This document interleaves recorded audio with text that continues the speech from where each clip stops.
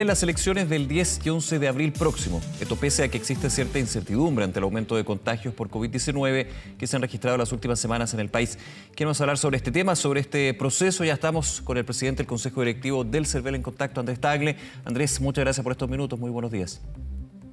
¿Qué tal? Muy buenos días, Nicolás. Gracias por acompañarnos. Y antes de entrar al proceso mismo de lo que va a ser este inédito proceso eleccionario del 10 y 11 de abril, no solamente porque van a ser 2 días, sino porque también va a establecer una nueva elección, en este caso la de convencionales constituyentes. Quiero hacerle la pregunta. Ayer el ministro de Salud, Enrique París, dijo: las elecciones siguen tal cual si es que hubiera alguna real catástrofe, y la incertidumbre y la duda sigue ahí. El servicio electoral, que finalmente es mandatado por un eventual acuerdo político, si se da el caso de aplazar las elecciones, ¿tiene planteado un, entre comillas, plan B para prorrogar lo que podrían ser las elecciones? No, en realidad no. Mientras nosotros, las elecciones, la fecha de las elecciones están en la Constitución política. Y mientras eso esté ahí, nuestra obligación y todo nuestro esfuerzo va a estar dedicado a sacarlas adelante los 2 días, 10 y 11 de abril. Un cambio de eso es iniciativa del Ejecutivo o del Parlamento. La vez anterior fue una iniciativa del Parlamento que tuvo un fuerte consenso, un alto consenso. Ahora, hasta el momento, nosotros ni sabemos que existe un proyecto al respecto de nadie, de ninguna de las dos partes. Y tampoco se nos ha consultado, o sea, sobre cómo hacer esa posibilidad. ¿No han habido consultas desde el Ejecutivo o los partidos políticos, entonces, Andrés, por lo que entiendo? No han habido consultas y nosotros, todo nuestro enfoque hoy día no está en lucubrar sobre un cambio, sino que mientras las autoridades competentes no se pronuncien sobre el mismo, no nos corresponde a nosotros tomar esa decisión. Y estamos enfocados a sacar adelante la elección y sacar adelante las cosas nuevas, como los 2 días, que no es un tema fácil y que estamos implementando una serie de normas y a su vez materiales y elementos necesarios para poder hacerlo. Vamos justamente a eso, lo que van a ser 2 días de elecciones, algo inédito para nuestro país, para el proceso eleccionario que se ha seguido siempre con transparencia, siempre con muy buenos resultados, con definiciones finalmente que se van conociendo horas después de haber cerrado las mesas. Eso me imagino que está en el menester del servicio electoral mantenerlo. Y le quiero preguntar, Andrés, con la experiencia del plebiscito, que ya era la primera elección en pandemia, ¿qué lecciones se aprendieron para poder aplicarlo en estos 2 días de comicios? Bueno, en el plebiscito se aplicó un protocolo sanitario. Nosotros estamos terminando el trabajo con el Ministerio de Salud de adecuar ese mismo protocolo sanitario. En lo fundamental, eso no va a cambiar. Aquí va a haber las mismas protecciones de la elección anterior. Se van a sanitizar los locales, va a haber mascarilla para también los vocales y todo el personal que trabaja en el local de votación, protector facial, alcohol gel, tanto disponible para los vocales como para los electores cuando llegan al local y desde luego cuando termina su proceso de votación, distanciamiento, aforos, ¿ya? Filas más bien al exterior del local que dentro por la limitación del aforo si que haya aglomeración. Entonces, ese protocolo corre tal cual. Ahora, están las otras medidas. Desde luego, los 2 días es una medida enfocada a evitar aglomeración. Claramente, ese es su propósito, para que la gente se reparta en los 2 días. A eso agreguémosle que durante esta semana se está vacunando a las personas que fueron designadas vocales, ¿ya? Ellos consultan en la página web del CERVEL si fueron o no, y si lo fueron, con el mismo pantallazo, digamos, o el celular de esta consulta, también se puede hacer la consulta en los centros de vacunación, pueden concurrir a vacunarse en el horario que les corresponde o en el día que les corresponde de acuerdo a su edad. Y la otra medida que también tenemos que considerar, que al 11 de abril estimamos debería haber el orden de unos 7 millones de electores, porque estamos hablando de personas mayores de 18 años vacunadas con 1 o 2 dosis, y eso es aproximadamente la mitad del padrón electoral de esta elección. Por lo tanto, es una cantidad importante de personas. Este conjunto de medidas nos hace pensar que debería ser, son todas las medidas que hemos podido tomar, digamos, para asegurar la seguridad de las personas.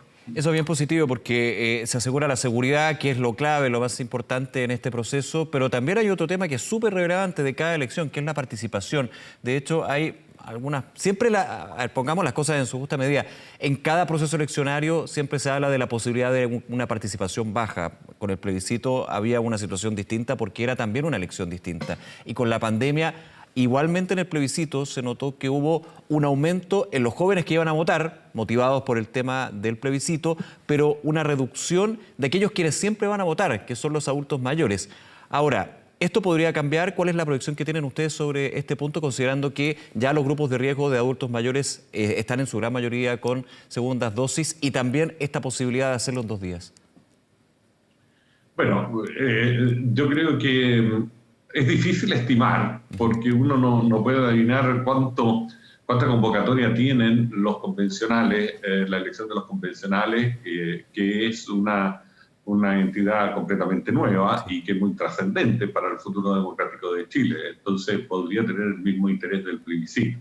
Ahora tú tienes razón, los grupos mayores, digamos, van a estar vacunados, yo diría que casi todos con las 2 vacunas, y por lo tanto deberían tener mejor disposición a concurrir. Lo que nosotros le hemos dado a los mayores de 60 años, junto con las mujeres embarazadas, personas discapacitadas y que requieren asistencia, prioridad. O sea, van a tener un acceso preferente a las mesas de votación sobre las demás electores los 2 días en todo el horario de votación, que va de las 8 de la mañana a las 6 de la tarde en ambos días. Sin embargo, Andrés, hay una preferencia que siempre debería existir, de hecho, pero desgraciadamente algunas veces no se cumple con adultos mayores o mujeres embarazadas. Pero igualmente hay una recomendación del Servicio Electoral sobre día y horario en que podrían ir a votar, considerando que podría haber menos gente. Estamos también con un proceso inédito, nunca se ha votado un día sábado. Sí, nosotros estamos recomendando a los adultos mayores de 60 años y sugiriéndoles que vayan a votar en la tarde del día sábado de 2 a 6 de la tarde. ¿Ya? La razón de hacerlo en la tarde es porque ya están constituidas las mesas como primera cosa. En la mañana temprano está el proceso de constitución de mesas y no todas se constituyen a la hora que dispone la ley. Y además en la tarde nuestra experiencia nos dice que es el horario del menor acceso de votantes, con menos congestión, más fácil de votar, etc. Entonces eso más la preferencia les va a permitir a ellos un voto expedito en las mesas, rápido, ¿ya? Y sin mayores problemas y aglomeraciones. Esa es nuestra recomendación, que vayan a votar el sábado de 2 a 18 horas. Y asimismo le recomendamos a los más jóvenes y que tengan mucho interés en participar en este proceso, que se ofrezcan para ser vocales de mesa y eso reemplazando los que no lleguen, y eso lo consiguen llegando a los locales antes de las 9 de la mañana y presentándose al delegado y ofreciéndose como vocal voluntario, y el delegado los puede designar en aquellas mesas donde no lleguen el mínimo de vocales necesario para constituir una mesa. Andrés Tagle, justamente sobre ese punto, los vocales de mesa, entiendo, usted me corrige, hasta mañana tienen plazo para excusarse. Hay una serie también de excusas que se han ido ampliando en el último tiempo. ¿Ya hay algún tipo de balance con respecto al porcentaje de excusa de vocales de mesa? Pensando en que, obviamente, por eso también es el llamado al servicio electoral, a quienes quieran ayudar en esta labor democrática, llegar temprano, porque desgraciadamente la constitución de mesa, recordemos, se puede demorar justamente cuando no llegan todos los vocales de mesa. Así es, por eso nuestra recomendación en general a los jóvenes y a cualquier persona que quiera esta función tiene que llegar e inscribirse con el delegado como voluntario. ¿Y tiene una proyección o un balance hasta el minuto de un nivel de excusa que se ha dado? No, tengo la información, normalmente se concentra el último día, que es mañana, sí, claro. Digamos, pero normalmente ha sido en torno al 8% más o menos de excusa, varía en el país y en esta. Ahora, nosotros aumentamos las causales legales, bajamos la edad en que se puede excusar de 70 hasta los 60 años, al igual que el plebiscito, agregamos el embarazo durante todo el periodo de gestación, y la novedad es que están, bueno, desde luego las personas que atienden y cuidan a personas discapacitadas, digamos, que requieren asistencia o con necesidades especiales. y también se agregó al padre y a la madre de un menor de 2 años. Eso es nuevo. Nosotros recogimos, había un proyecto de ley que ya está aprobado en el Parlamento, pero no promulgado, porque tiene trámite en el Tribunal Constitucional. Ahora nosotros los mismos conceptos de ese proyecto de ley los agregamos a la normativa que estamos facultados a dar para esta elección. ¿Ya? Ese proyecto va a ser permanente, pero nosotros lo estamos agregando. Así que también contempla al padre y la madre menor de 2 años. Y están las normales, que son las personas de salud, las que tienen otras funciones durante la elección, relacionadas con la elección, y los que están a 600, a 300 kilómetros de distancia. Bueno, ya hay una lista de cargos que tienen prohibido la función de vocal, que básicamente son los cargos de gobierno y los cargos electos, y sus parientes, y los parientes de los candidatos también agregué. Esas son más bien las finales. Esas personas se pueden excusar, el trámite vence mañana y lo pueden hacer en las juntas electorales. No se hace ante el CERVEL, se hace ante la junta electoral que los designó, y sus direcciones están en la página web del CERVEL, y ahí también se puede hacer por internet. Eso es importante. Muy importante ese detalle. Hay varios temas, Andrés Tagle, que estamos conversando sobre lo que va a ser esta elección del 10 y el 11. Y me quiero quedar con un punto que se conoció la semana pasada, de que un recinto emblemático a nivel de la región metropolitana, por su importancia y también la gran cantidad de mesas que constituían ahí, era el Estadio Nacional. El Ministerio del Deporte, luego que se supo que el Estadio Nacional no va a ser un centro de votación, informó que se había mencionado al servicio electoral de que se estaban haciendo unos tipos de trabajo. Finalmente el servicio electoral quiso y decidió no depender del Estadio Nacional. ¿Por qué se toma esa decisión considerando que más bien la administración del estadio establecía de que los trabajos iban a generar problemas para la segunda vuelta de elección de gobernadora regional y no esta? Mira, el CERVEL recibió en febrero información a través del coordinador municipal. Después el alcalde terminó opinando otra cosa, pero el coordinador municipal nos informó de estos antecedentes que le había dado la administración del estadio, de que el local iba a entrar en remodelaciones y no se podía ocupar. Sí. Se hablaba de una fecha más anticipada de la que en realidad lo va a hacer. Ahora, al enterar a nosotros de eso, recordemos que hay 5 elecciones este año. Hay un calendario de 5 elecciones, en abril es la primera, entonces la decisión fue, bueno, cambiémoslo de una, no es conveniente estar cambiándolo más adelante, y especialmente no es conveniente cambiar para las segundas vueltas, porque el espacio entre una primera vuelta y la segunda, en este caso va a ser menos de un mes para gobernadores. Entonces, cambiar el local a la segunda vuelta, las mismas personas, eso sí que es muy enredoso, y con todo el tema de las Fuerzas Armadas que tienen que informarle, llegar, que están repartidas, en vez de uno se tienen que repartir en 5. Sí, de hecho, el Estadio Nacional va a ser reemplazado por 5 colegios. Nosotros dijimos, cambiemos de una. Ahora, esto no se ha hecho demasiada polémica, es normal los cambios de locales. Yo quiero decir que no solo es el Estadio Nacional o el Estadio Bicentenario, hay un porcentaje bajo, pero de locales que se cambian a todo Chile dependiendo de la disponibilidad de los locales designados o de otros. Y por eso que de repente aparecen locales que sí pueden, de repente se turnan colegios, especialmente privados. Entonces, la gente tiene que consultar en la página web del CERVEL dónde vota, y ahí aprovecha de ver si es vocal también, o miembro de colegio escrutador, y no hagamos esto un escándalo. Ahora, esto va contra nuestra política desde que estamos en pandemia.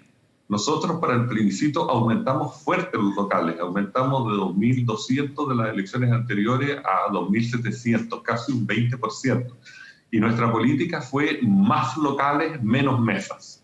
O sea, ese es un criterio para evitar aglomeraciones y gente buscando la mesa y dándose vueltas por el local de votación, etc. Entonces, el Estadio Nacional era en realidad 6 locales, 6 locales lógicos, separados, con sus delegados, sus mesas, etcétera, y con accesos diferentes.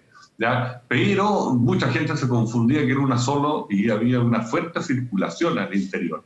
Así que esto va contra la política y es normal, está lleno de circunscripciones en la región metropolitana, Y desde luego, las otras circunscripciones de Ñuñoa, hay otras 2 circunscripciones en el territorio de Ñuñoa, que los electores están repartidos en varios locales, así que no hay ninguna novedad, y son locales obviamente alrededor del territorio que cubría el Estadio Nacional.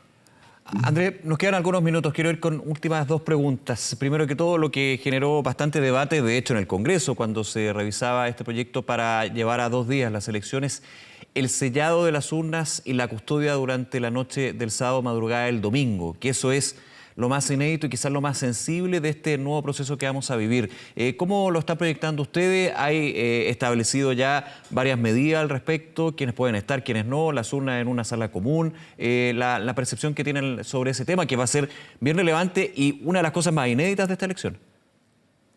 Sí, eso es la novedad. La novedad, nosotros hicimos o publicamos en el Diario Oficial las normas, y en esas normas contempla este procedimiento de suspensión de la elección del sábado al domingo. Bueno, esa se produce a las 18 horas del día sábado, en la medida que no hayan electores a votar. Recordar primero que ya en la urna están los votos sellados. Cada voto viene sellado por el propio elector, como un sello que dice Cervela. Ese sello no es fácil de desprender. Así es. Para volverlo a cerrar. En general, cuando se abre el voto, se rompe el sello, ¿ya? Y por lo tanto ya hay un mecanismo de seguridad ahí. En segundo lugar, la urna se va a sellar, o sea, se le va a poner una wincha engomada a todo a su alrededor y tapando la ranura, y se va a poner 2 sellos de seguridad que tienen número. Entonces, va a haber un número de los sellos de seguridad por mes. Y por lo tanto, si esos sellos se desprenden, se rompen y además dejan rastro, dejan impresión de que fueron puestos, ¿no? La mayor seguridad es que se nota si se sacan, no se pueden sacar sin que... Queda mucha duda de eso. Y no se pueden reemplazar por otro, porque van a tener un número único por cada mes, ¿ya? Y por lo tanto, esa es una seguridad. Ahora, además, la mesa va a levantar un acta. En esa acta va a consignar datos que permiten comprobar o determinar si hubo alguna intervención. Esos datos son el número de electores que votó y el número de colillas que tienen de cada voto, de cada uno de los tipos de votos que se metieron a las urnas. Por lo tanto, saben los votos que hay en las urnas. No sé si me comprenden. De esa forma no abren la urna, no cuentan los votos. Pero cada voto una colilla, eso es importante. Y claro, las colillas van a hacer el respaldo finalmente cuántos votos hay en la urna. Y cada firma de elector en el padrón es un elector que votó. Claro. Y por lo tanto hay un voto también de él en las 4 urnas, ¿ya? Y además dejan constancia de los votos no usados, que todos estos votos van a quedar además en una caja. No solo están las urnas selladas, están las cajas cerradas con los materiales. Y eso se lo entregan al delegado, le dejan una copia de esta acta, ellos se llevan 2 copias para la casa, el presidente y el comisario se llevan esas copias, y el delegado guarda todas estas urnas y cajas en una sola sala, la que tenga la mayor seguridad local, ojalá que sea mediterránea, o sea, no esté con ventanas hacia el exterior del local de votación, y después se sella también. Él la sella con otros sellos especiales también de seguridad, pero se sellan las puertas y ventanas. Y esa sala queda en la noche bajo custodia de las Fuerzas Armadas con la instrucción de que no puede entrar absolutamente nadie ahí. Esa es la función de las Fuerzas Armadas, controlar que esa sala no entre nadie. Pero a su vez pueden quedar apoderados generales en el local. Es uno por partido y uno por lista independiente y uno por candidato independiente fuera de lista. ¿Ya? Ellos pueden permanecer en el local vigilando. ¿Ah? Esto no queremos los locales sean un campamento ni fiestas adentro. Su función es quedarse vigilando esta sala también para que no haya ningún incidente respecto de ella. Nadie más puede quedarse en el local, salvo un asistente del delegado del local, que es el jefe designado por la Junta, y un personal de enlace del CERVEL. Uno tiene la función de llevar un registro de los que pernoctan en el local y otro tiene la función de informar cualquier anormalidad y realizar la entrega al día siguiente de ellas, que incluso se van a fotografiar. Cuando cualquier urna con problemas se va a fotografiar para reportarla como incidente. Ahora, y al día siguiente, a las 7:30 de la mañana, el delegado vuelve, rompe estos sellos, vuelve a abrir la sala, y reparte a los vocales las mesas respectivas con la acta de suspensión. ellos vuelven a contar los votos y los electores que aparecen en el padrón. O sea, de alguna manera, ven la urna que no haya sido intervenida, si se intervino se va a dar a conocer. Creemos que es un procedimiento que permite controlar cualquier intento de fraude, ¿ya? Sí, es muy difícil que físicamente lo haya, porque hay que sortear muchas barreras, como la barrera física de las Fuerzas Armadas. Pero si llegara a verla, están las barreras materiales de las urnas, digamos, de estos sellos de seguridad. Por lo tanto, un procedimiento nos asegura que si pasa algo nos vamos a dar cuenta, lo vamos a saber. Y ahí viene todo el procedimiento que tiene que ver con validez o nulidad de esa mesa de votación, ¿ya? Que le corresponde a los tribunales electorales. Andrés Tagle, presidente del Consejo Directivo del Servicio Electoral, nuevamente muchas gracias por acompañarnos aquí en Canal 24 Horas. Que tenga un buen día. Bien, pues un gusto, gracias a ustedes. Dale, un abrazo. Vamos a otro tema. A un año del inicio del estado de